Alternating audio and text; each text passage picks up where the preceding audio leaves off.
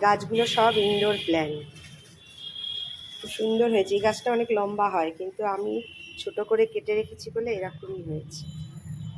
আমার বাড়ির সামনে দিয়েই সারাক্ষণই গাড়ি ঘোড়া, পিপ পাপ, ট্রেন চলছে তো চলছেই। নমস্কার বন্ধুরা, এবার চলে এলাম রান্নাঘরে। সকালের পুজো সমস্ত কাজ সেরে এবারে রান্না ডেলি আমাদের এটা করতেই হবে। কি রান্না করব এটাও খুব চিন্তা হয়। এসে দেখলাম চিংড়ি মাছ রয়েছে। চিংড়ি মাছগুলো ভালো করে ধুয়ে ছাড়িয়ে একটুখানি ভাবলাম মাইক্রো ওভেনে ভাপা করে নিই। তাই জন্য একটুখানি সর্ষে, কাঁচা লঙ্কা আর বাটাটার জন্য একটু তিল ব্যবহার করি আমি, তাতে তেতো হয় না। আর চিংড়ি মাছ ভাপা করতে গেলে কিন্তু তেলের কার্পণ্য করলে চলবে না। তেল আর সর্ষের ঝাঁঝেই চিংড়ি মাছ ভাপা, যে কোনো মাছই ভাপা, এটা খেতে ভালো লাগে। আমি প্রিহিট 60-তে করে চিংড়ি মাছটা করে নিলাম।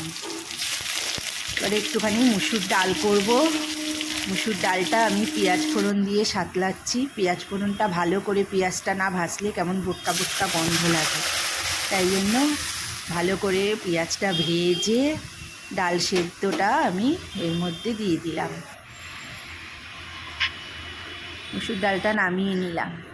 একটু মুসুর ডাল বেশি হয়ে গেছে, ভেজানোই ছিল, ভাবলাম একটু বেটে আলু পেঁয়াজ দিয়ে তরকারি করি। তাই জন্য ভালো করে একটু বেটে নিলাম, নিয়ে পেঁয়াজ, কাঁচা লঙ্কা, নুন হলুদ দিয়ে ভালো করে মেখে একটু বড়া করে নিলাম। কিছুটা বড়া ভালো করে ভেজে নেব, আর কিছুটা ছোট ছোট করে বড়া করে রাখবো, সেটা ডালের সাথেও খেয়ে নেবে। দিয়ে দিলাম কাটা আলু আর পেঁয়াজ, ভালো করে ভেজে একটুখানি নুন হলুদ লঙ্কা গুঁড়ো একটু কাঁচা লঙ্কা দিয়ে নাড়াচাড়া করে জল ঢেলে দেবো। ভালো করে সেদ্ধ হলে বড়াগুলো দিয়ে নামিয়ে নেব।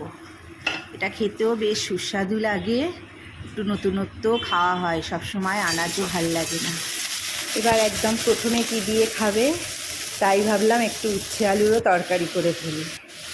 অল্প করে উচ্ছে আর আলু লম্বা লম্বা করে কেটে তরকারি করে ফেললাম, আর একটু চাটনি তো আছে। আজকে দুপুরের মেনু তৈরি হয়ে গেল। কেমন লাগলো তোমরা অবশ্যই জানিও।